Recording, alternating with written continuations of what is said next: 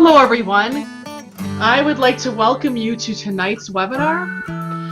My name is Tracy Moldenhauer and I'm a home mentor and the Mentor Series coordinator. Tonight's topic is anxiety. Our speaker tonight is Karla, a high school science teacher with the RVA. She has quite a story to tell and abundance of helpful information related to this topic. Be prepared to be inspired and get just a wonderful amount of information. Well, as Tracy said, I'm Karla and I teach high school science classes. Last year was my first year at RVA, and I taught not only high school, but I also taught middle school. So I have, there it is. The topic that we have is anxiety, and I'm going to make my screen as big as I can. That will help. So how to recognize it, manage it, and when to seek help. And I'm just going to tell you a little bit about my journey because I think it helps people kind of connect, and maybe there may be a sliver of what I'm experiencing that you may be experiencing, or you see that in your child or one of your loved ones or somebody that you care about. And so sometimes just sharing that story, it can give power to other people and also power myself. So I'm going to be sharing that story and then some ways to kind of get through it. So we decided to start to do this because I used to teach at CVTC, Chippewa Valley Technical College, for 12 years. And when I was there, I had hundreds of students that would tell me that they have test anxiety. And so that was one of the things that I was really intrigued about, because I myself have anxiety, but I've never been scared to take a test. To me, I love taking a test. It's like a challenge to me, but I just recognized that my students, they seriously had anxiety over taking a test. And so I wanted to help them with that. So I used to give seminars at CVTC doing test anxiety. And so now I was approached Josh and Tracy about it, and they thought that would be a good idea. So we're just going to kind of, first of all, start out a little bit just about anxiety. And of course, this is a little bit about myself, which you got in the email. But the one thing I did want to point out is it says that no content in this seminar should ever be used as a substitute for direct medical advice. So I'm just telling you my story, and whatever you or your loved ones may be going through, they may have something completely different going on, and so everybody has their own journey. So that is the agenda that we decided to go with, and so hopefully we'll kind of follow that as we go on, and hopefully leave a lot of time at the end for some questions. So just to start out, in my life, I actually just grew up as a normal person, and oh my gosh, these pictures just didn't go the right way. So anyway, so I kind of lived an unexamined life all the way up until I was 30 or so. I lived a pretty surface life. I didn't have many worries growing up. I had a great family. I had 3 older siblings. My grandparents lived a half a mile away, both sets of grandparents. I never needed anything. We weren't rich. I was good at sports, music, school. I liked to be involved in the church. I felt very loved, and I married my high school sweetheart, and we played basketball at the college together. And so all of that everything was just great. Everything seemed to work out just fine. And so I was really living kind of an unexamined life. I didn't really have to, I call it a surface life, because I really didn't think too much about what was going on. And then, yes, exactly, the American dream, absolutely. And then, in about 1997, so that was 2 years after I graduated from college, things started to change. For one, as I quit my full-time job, because I was working as a health educator at Middleford Clinic in Eau Claire at the time, and I had been there for 2 years, and my husband at the time was finishing up school to be a Phy Ed teacher, and then he When he was finished with school, then I decided to go to school to get a master's degree in education. So I relied on my husband to take care of all my needs, and that's kind of for a control freak. That's kind of hard to give up all of that control. So that was kind of the start of it. And then my mom's cancer came back, and this time it was terminal. And then I had my first panic attack, which and I wrote nothing to be casual about, because I have friends that'll go, "Oh my gosh, I'm having a panic attack," and I'm like, if you were really having a panic attack, you would not be able to tell me you're having a panic attack, because well, and I guess it may be different for everybody, but they just kind of say it all in fun. But really, it's a real panic attack. It's hard to even communicate anything. Too many irrational thoughts are going on in your head. Then I had went to school, for my master's in education. I thought, oh, I'm going to love teaching and coaching. But when I got there, I was like, oh, I just didn't really want to do that anymore. And so then that was kind of a negative thing. And then I got pregnant, which then my body wasn't cooperating with me anymore, because I ran a marathon when I was like 6 or 8 weeks pregnant. And then I basically went from a marathon runner to like nothing. I was just on the couch, and my body just wasn't cooperating. So that was a negative. Then I had a baby. Postpartum depression set in. My body didn't bounce back like I thought it would. I had lack of sleep, and then my mom was starting to, go downhill in hospice. And then my mom died, and then my marriage started falling apart. So all within 3 or 4 years, all of these, well, don't be 4 or 5 years, all of these things happened. And my anxiety was through the roof. I was having irrational thoughts all the time. I was always on edge. I was very negative, and it was something that was very debilitating to me. And then, so when I look back, I was thinking about like when I look back, because I always thought like I lived a charmed life, but as I kind of worked with my counselor and things like that, there were some things that really were fearful that a lot of kids aren't traumatized by. And one of mine was like listening to Noah's Ark. So you may have a kid that you were reading to, and like when I was in Sunday school, and they told us about Noah's flood. And I just thought every time, I was 5 years old, and I remember every time it rained, I would cry and cry and cry, because I thought that we were going to die because it was going to flood. So, and then The Wizard of Oz, I was completely traumatized by that movie. And the Willy Wonka and the Chocolate Factory, when that girl kind of blows up into that balloon, and just those really scary people. All of those things were my older siblings. They could handle it, whatever, but I just couldn't handle that. There was a lot of alcoholism on my mom's side of the family, and so I think there was some the witch. Yes, exactly, Josh. I completely agree. But my mom's side had some alcoholism on that side, and I think as I look back, I feel like they were probably self-medicating, just because it was so. For them, it was just kind of something. They didn't go to the counseling sessions. They didn't take medication, and so that's what they were doing. So anyway, at this point, I sought out treatment by a counselor. I did some behavioral therapy. I just couldn't get out of my depression. I just couldn't, no matter what. I would go twice a week to counseling. The talk therapy wasn't working. And so at that point, they asked if I would try medication. And so I did. And for me, that was something that worked out pretty well. But I should tell you just real quickly that I was being treated at the first time when I first went in. They were like, "Oh, you have depression," because it kind of went with my postpartum depression. And then, so I bought all the books on that. And then I was just like, because I really feel like knowledge is power. And so then I bought all the books on that. And then I just didn't seem like that was me. I'd read all these things. I'd be like, well, kind of, but not really. So then they're like, well, maybe you have generalized anxiety disorder. And so then I bought all the books on that. And that just didn't feel right to me either. And then they go, well, maybe it's just like some severe OCD. And of course, I would go buy all the books on OCD because of OCD. And then when I was between therapists, I went to just this random person, just kind of out of the blue. And she said the magic word, which is agoraphobia. She's like, you have agoraphobia.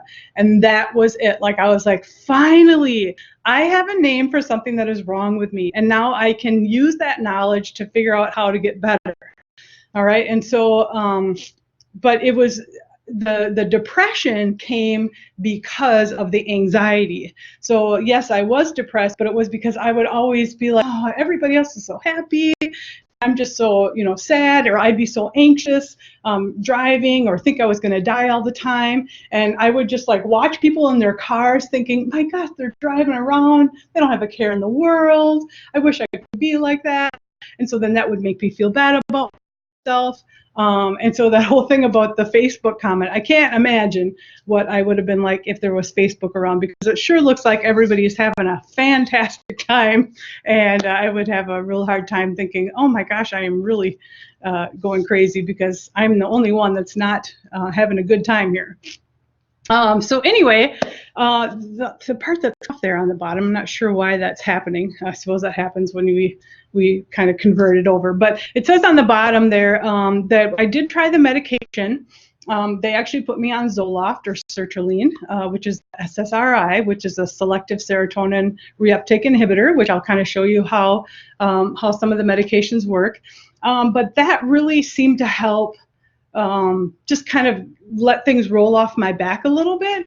And so I remember when they first put me on it, they put me on 50 milligrams, and I was just like, yeah, okay, I don't know, maybe I feel something, maybe I don't, I'm not really sure.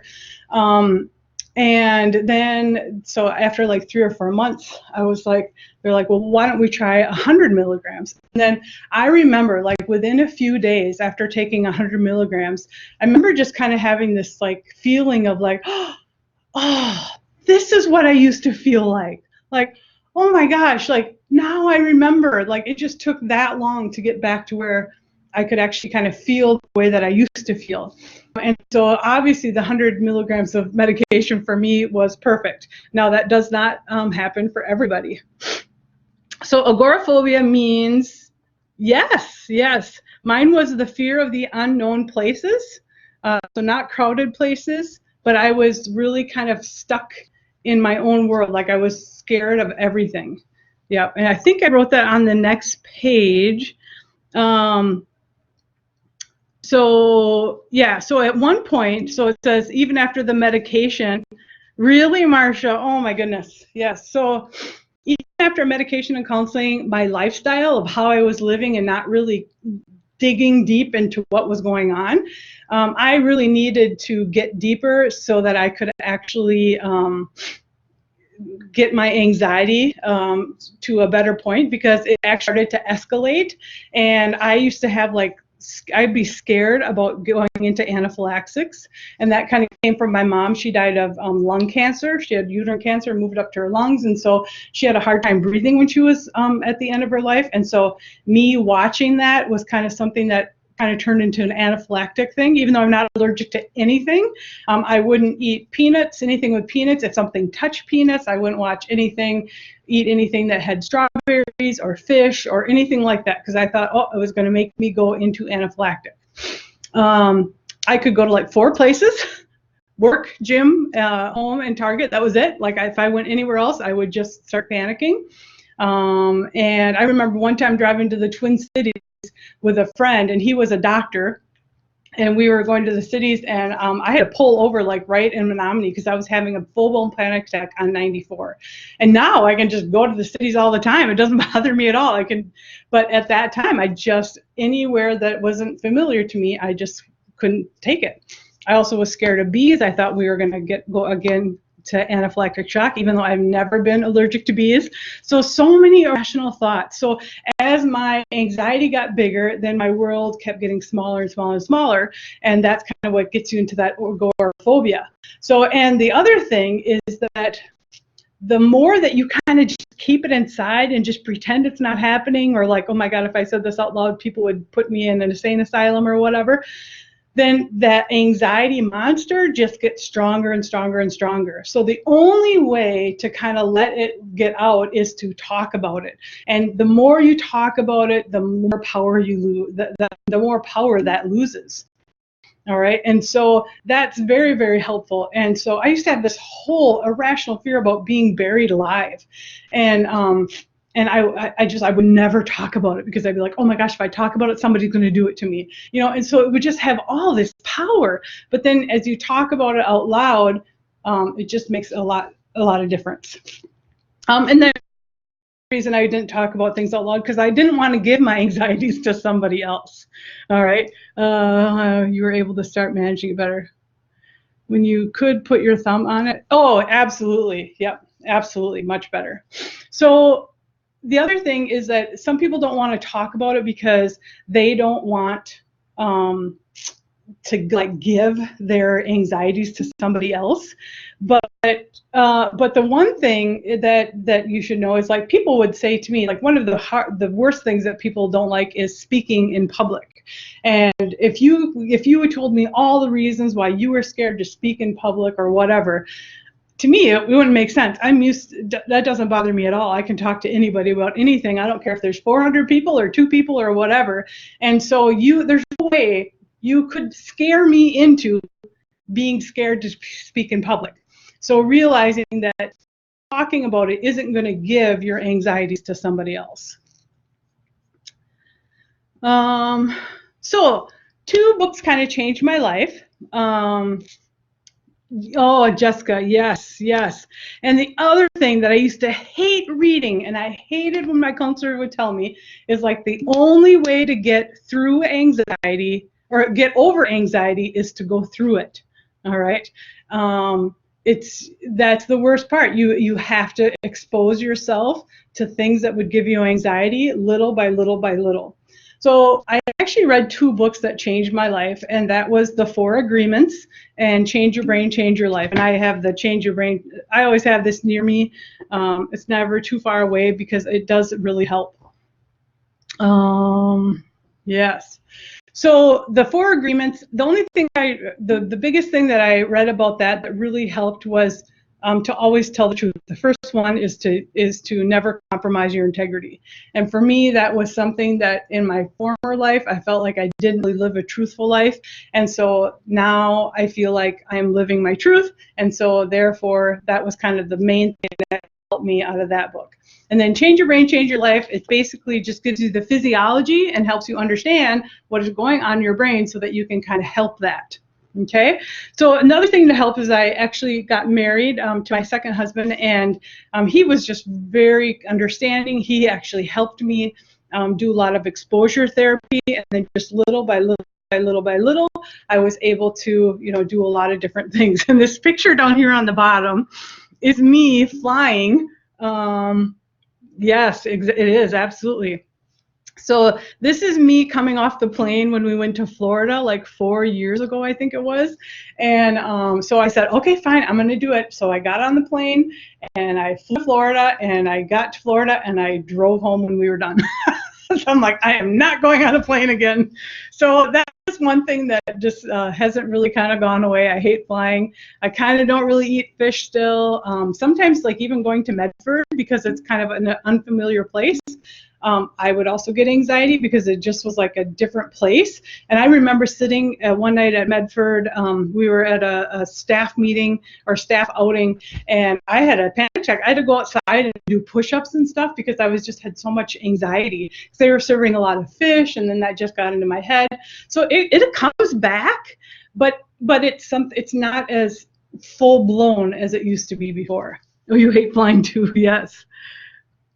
Oh, yes, Marcia. They're so scary. And that's one of the things is that people get scared of having a panic attack. So you're panicking about being panicked about a panic attack, Yeah. So, yes, exactly.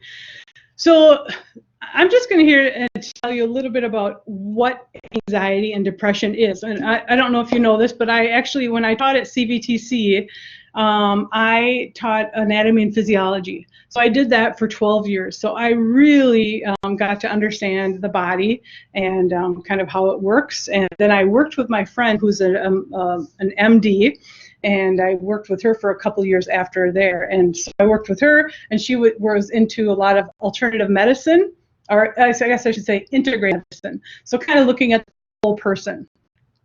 So we would talk a lot about anxiety and depression because that was what a lot of our patients would have. So some causes, some people could just have bad mood regulation or faulty mood regulation by their brain. It's just kind of how they were made. There was nothing that they could do about it. That's just kind of how they were born. All right.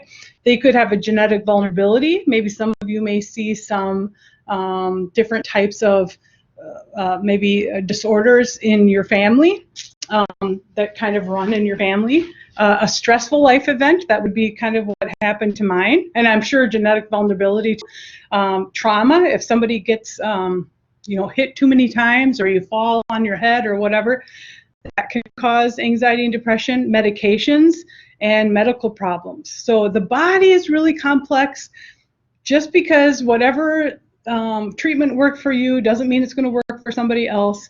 And so I'm just going to show you real quickly up here. Here is basically what happens in your brain. So if you look up to the, can you see my little cursor up here? I can never remember. Or do I have to point with something else? No cursor. Okay. Let's see. Can you see that? Awesome. Okay, thanks, Tricia. Yes, exactly, Josh. Yes.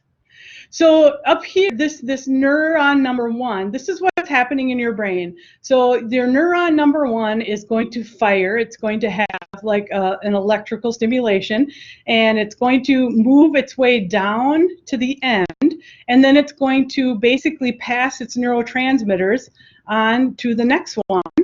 All right. And then it's going to, so this would be like a connection. And then from here, this when this neuron number 1 is going to stimulate neuron number 2. So let's say that neuron number 2 is a neuron that is inside of your hippocampus, and that is one of your places where you have strong emotions in your brain. And so if there is something faulty going on with neurotransmitter or neuron number 1, then neuron number 2 isn't going to get the care that it needs. It's not going to turn on. It's not going to be stimulated. And then somebody could actually have some issues with feeling good. Okay, so that's kind of physiology. And this is just this other picture down here. This is just kind of like a quick little picture about kind of the connections that are inside the brain. Like there are so many connections, and the more positive things that happen in your life, the more connections you have. They've actually done a ton of studies about little babies, and babies that are continually held and coddled and loved. They actually have more convolutions in their brain. So they have more deeper convolutions. Babies that aren't held, or they're just kept in the car seat and nobody cares, takes much to care about them, they actually don't have very many convolutions. It's more flat on the outside of their brain. So that's just kind of an interesting little fact there. It is very sad, yeah. So here is a little, I'm just going to open, can you all hear me okay? Because my status looks like it's red. You can, okay, oh good. Okay, I was just going to go open the door and let some more Wi-Fi come through, but if you can hear me fine, that's okay. So what I wanted to put this up here for is I just want to show you that there are a ton of different neurotransmitters that our brain needs. And so as you can see what they're made up of, we do need all those vitamins and minerals throughout the day so they can make neurotransmitters that helps our brain work better. All right, and so it just kind of gives you a little bit on that. But what I want to spend more time on is this process right here. And this process here is basically what happens when two neurons talk to each other. So two nerve cells talking to each other. So let's say that this one up here, this is a neuron, and when it fires, all right, it electrically changes everything inside of the cell.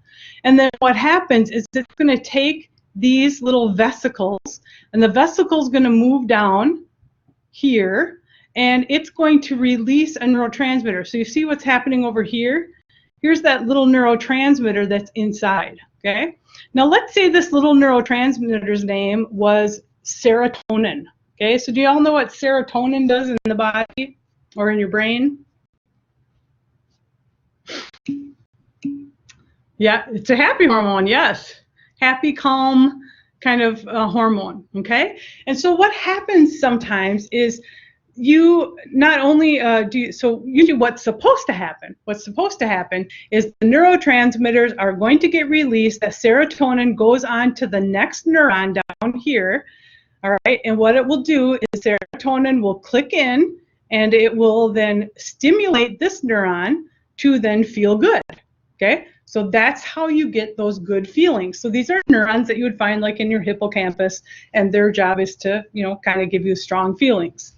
All right, so when you're on, so people ask me all the time, like, well, what about medication? Like, how does that work? And again, I don't feel like medication is for everybody. I have some friends that are anxious and have depression, and they're able to monitor it without medications. And so I, by any means, I'm not condoning medication, but just kind of let you understand what's happening. Because I feel like some people, when they go on medication, like I have a couple of friends that are just like, well, I'm not broken. And so then they'll like throw their medication away. It's like, it's not that you're broken, okay? It's that you just need some help processing some things that are in your brain. Yeah, right, a big stigma. And so basically what happens is when you have a lot of stressors, like your mom dying, your marriage falling apart, not liking your job, having a baby, like all of these things, what happens is your chemistry changes in your body. And so when that changes, what happens is you can actually have these neurotransmitters, they get released, but then what happens is instead of hanging out here in this area, all right, what they do is they just automatically will get re-upped into the previous neuron, okay? So all of a sudden, all of this serotonin that you have hanging around here, that serotonin is not going to where it needs to go. It's not going to those receptors. So if it doesn't go to those receptors, this neuron never feels good, okay? So an SSRI, so it's SSRI, sorry, I'm typing with my finger. SSRI is a selective serotonin reuptake inhibitor. Thank you, Tracy. So, and basically what that means is selective serotonin, so a reuptake inhibitor. So instead of this, instead of these little neurotransmitters, I'm going to clear this off quickly. Instead of all these neurotransmitters actually going down and hitting, they get re-upped into the cell. And so an SSRI, selective serotonin reuptake inhibitor, doesn't allow them to go back up into the cell, and it makes them stay close to this neuron. All right, so all of a sudden you'll have a whole bunch of serotonin around here, and then because there's a bunch of serotonin there, then that's going to make this go through an action potential, and it's going to make you feel good. All right, and so sometimes that's what a medication will do, is it will just allow your body to work more efficiently. And maybe your body was just didn't work efficiently ever to begin with, and that it's just happening in your brain and not your heart or not your digestive system or not your, there's people who have psoriasis. It's not their fault, it's just kind of how your body was made. So that's kind of just giving you a little bit about how medications work.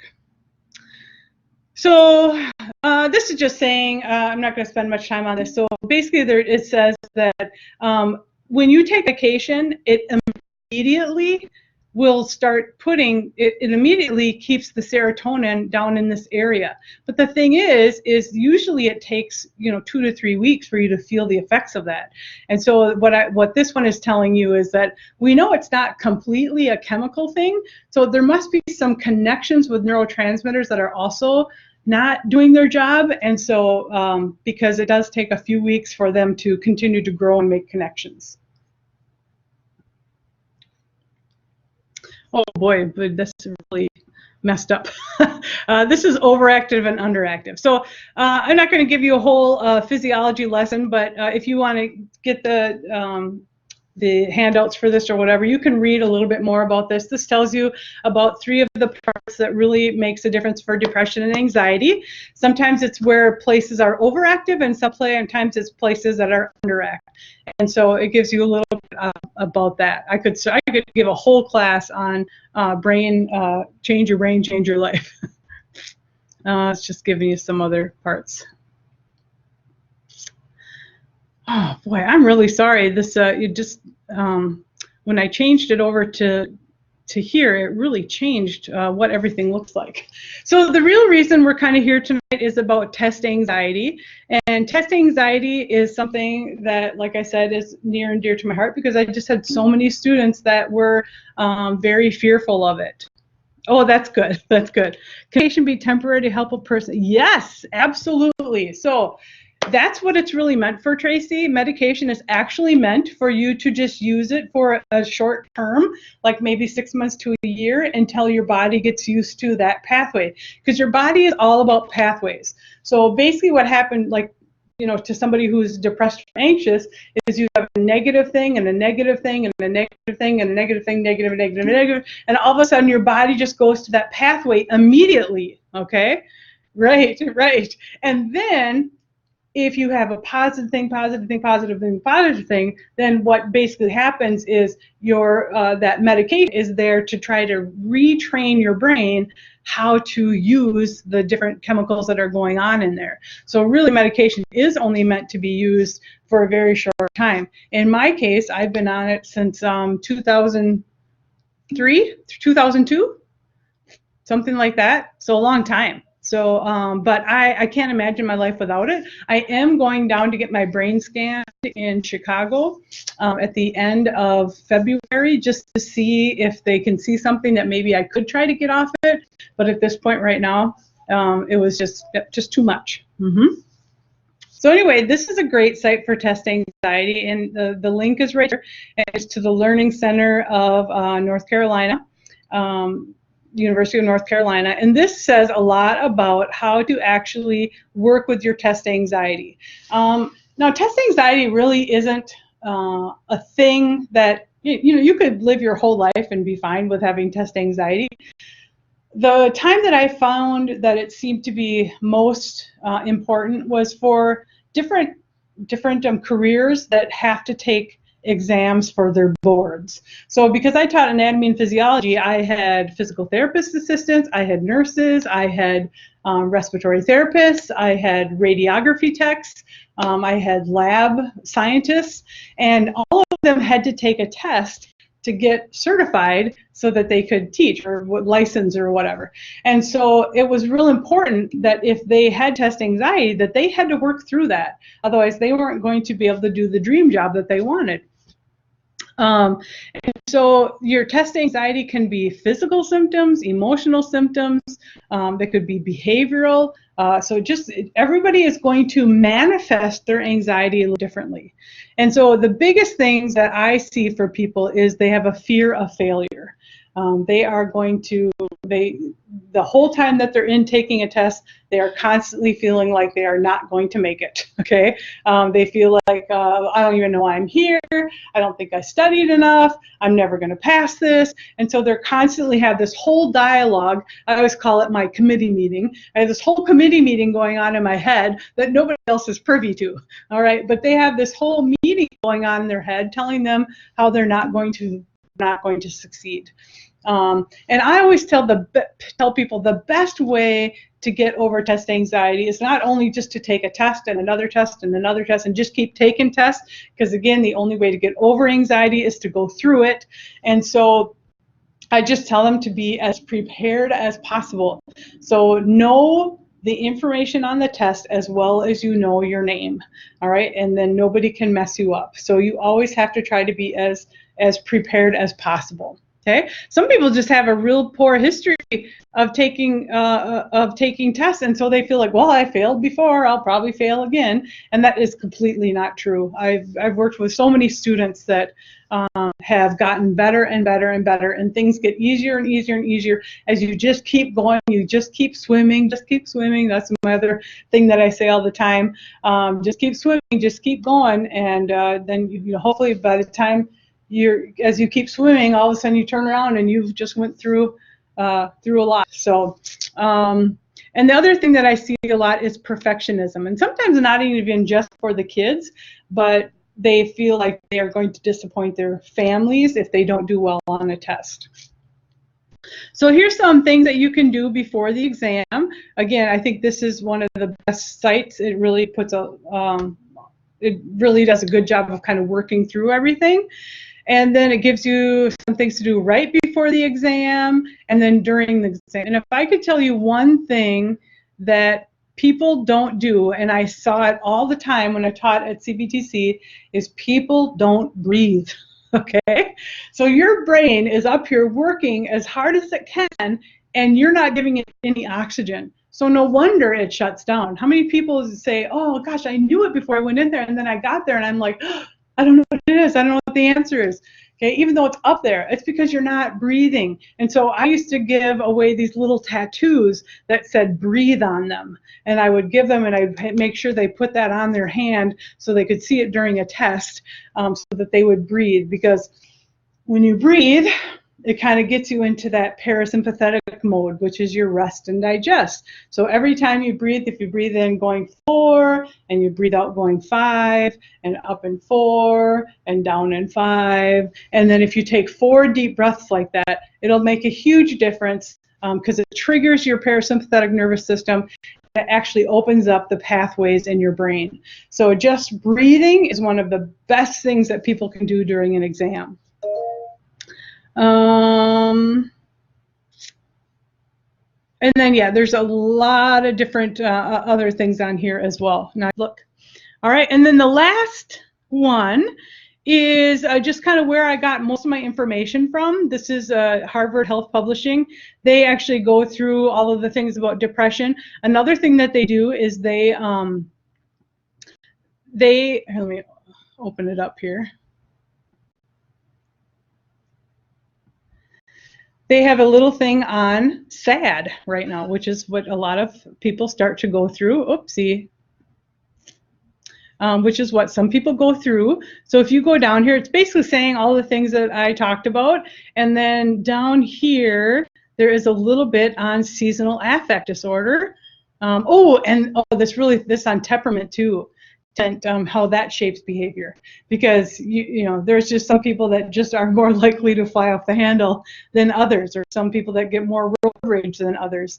Sometimes it's a temperament that actually is behind the behavior, which is something that is more genetic. And let's see, where is this? Oh, so seasonal affect disorder. So when winter begins and seems like after Christmas, a lot of people think, oh, it's going to, get better, but then it gets so dark outside. And so some people get that seasonal affect disorder. So this gives you a little bit of information on that. So I highly recommend looking at that, because it is, in our latitude, it's very common.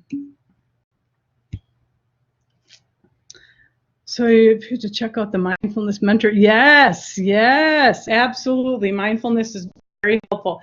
Should we just do questions or anything else that anybody wants to know or hear or say or whatever? Yeah, I think it'd be great to do some questions. Okay.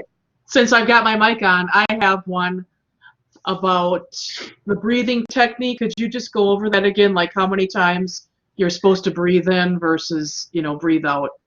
Yeah. Well, there's so I think there's a technique that I think the SEAL teams use it or something, and they breathe in for just 4 seconds. So you just breathe in for 4 seconds, and then you breathe out for 5 seconds. So your exhale should actually take a little bit longer than your inhale.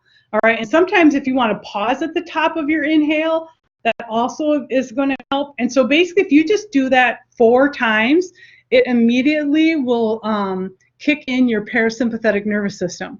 So your parasympathetic nervous system will actually start to work when you have that type of breath pattern. All right, but if you have like a anxious breath pattern, then that your sympathetic has kicked in.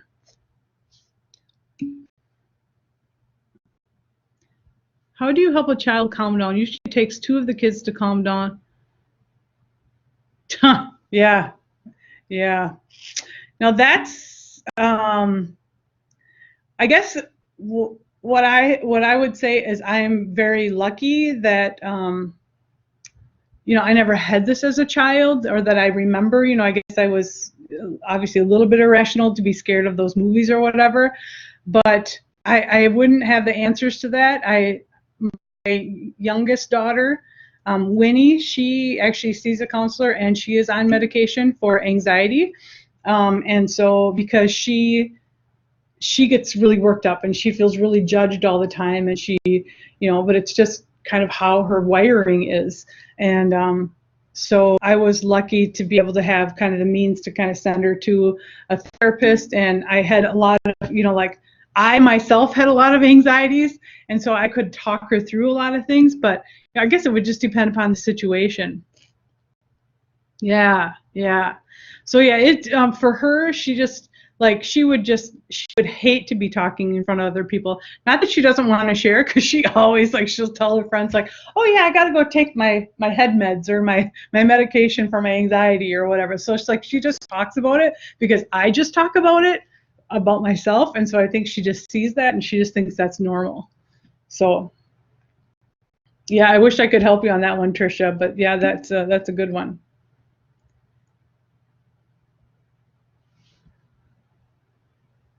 Yes, and yes, Josh. So when you increase your heart rate during physical activity, it's kind of like acupuncture in the same way. What you do is you basically flood your body with a lot of the stress hormones, because for your muscles to actually get enough blood, you have to get into the sympathetic nervous system, the fight, fight, or flight. And so your body actually kind of burns itself out of all of that adrenaline, and then when you're done, basically the only thing that you have left is endorphins. And so it's kind of a way for you naturally to get rid of the bad. I guess it's not bad. There's survival reasons that you have your epinephrine and norepinephrine, those neurotransmitters and hormones to keep you alive. But the problem is we just stay in that mode too long. And that's kind of like with acupuncture. So acupuncture is supposed to take out basically all the pain. Every time they stick in a needle and that needle stays in there and gets stimulated, what happens is it's basically blowing off prostaglandins. So prostaglandins is the hormone that your body gives off, and it makes your central nervous system feel pain. So when you do acupuncture, what happens is you basically blow out all of your prostaglandins, and then you're not going to feel pain in your central nervous system anymore. So exercise is kind of the same thing, where you blow out your body.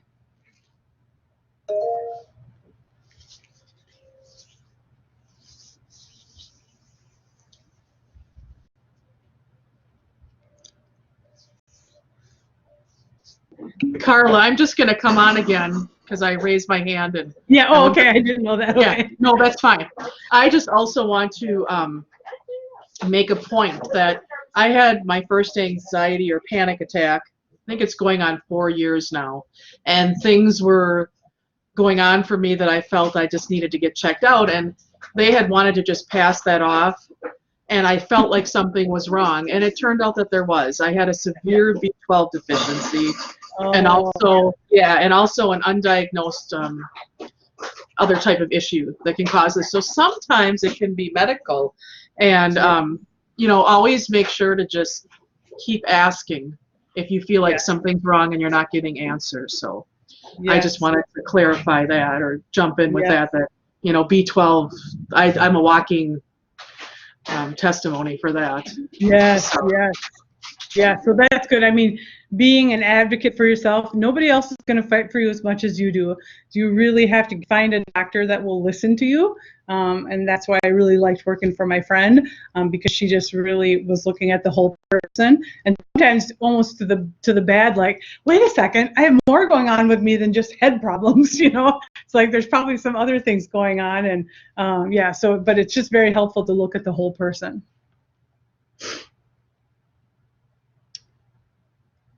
Yeah.